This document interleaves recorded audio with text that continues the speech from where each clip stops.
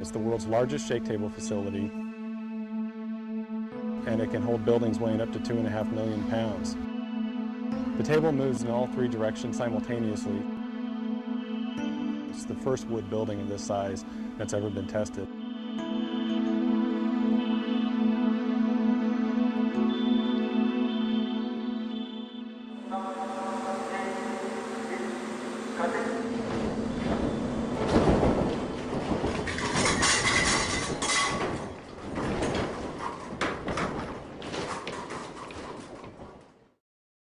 The entire project is called the Niecewood Capstone Test, a project funded by the National Science Foundation. The project is led by Colorado State University, and Simpson was a close technical collaborator. The popularity of mid-rise wood frame construction has soared in urban areas, and so there's not a lot of information on how to design those types of structures.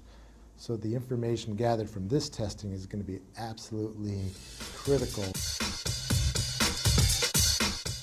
The condominium tower was built as a actual condominium would be constructed with 23 1- and 2-bedroom living units. We're testing a 7-story, 23,000 square foot, 800,000 pound building in 3 dimensions. This collaboration with all the folks involved is really going to culminate in a test that's going to show how our products perform in a very severe seismic event.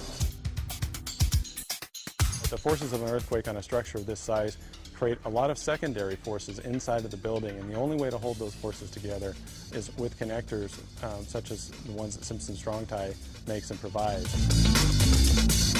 In this building, we have a wide variety of Simpson Strong Tie products, from large hold-down rods that run 7 stories up to the roof, known as ATS, or Anchor Tie-Down System.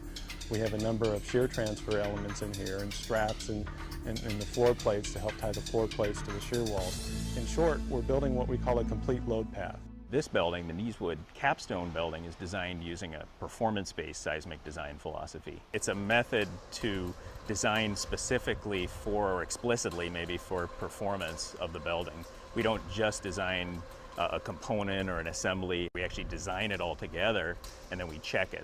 And performance-based design allows us, if we know enough about how the building reacts, to actually select what level of damage we want to see in the building during an earthquake. We're doing a series of tests on this structure so that we can incrementally increase our knowledge as to how the building is responding at different levels of shaking. We're not only going back and forth, side to side, but we're going up and down as well. So we're getting all of the vertical accelerations and lateral accelerations exactly like that Northridge earthquake, but times 1.8. There's approximately 300 sensors in the building, measuring everything from movement to force to acceleration.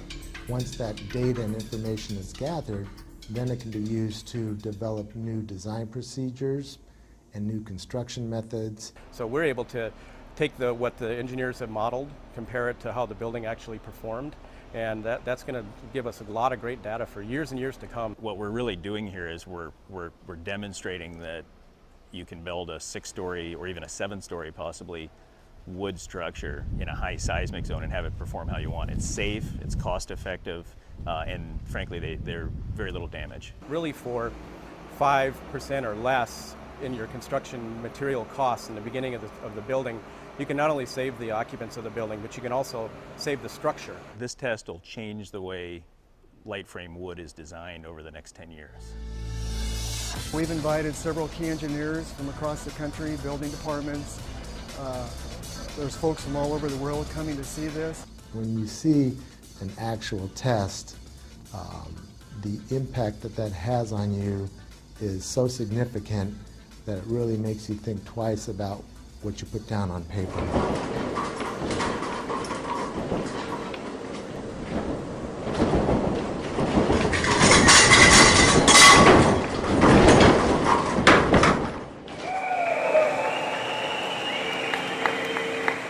Everything in it worked. There was minimal damage to the inside of the building, minimal damage to the outside of the building. I would say that this testing really does validate the performance-based design concepts developed at the various universities involved in this project. It's phenomenal that we can have a test of this size and magnitude of a building like this and actually get some real test data. Simpson never forgets, and they're always trying to make sure that they're really providing what the structural engineering and construction community needs.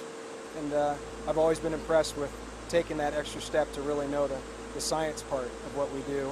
It's truly unprecedented what they've done today. I think this is it's truly about saving lives, and the information that's been generated as a result of this test is truly groundbreaking.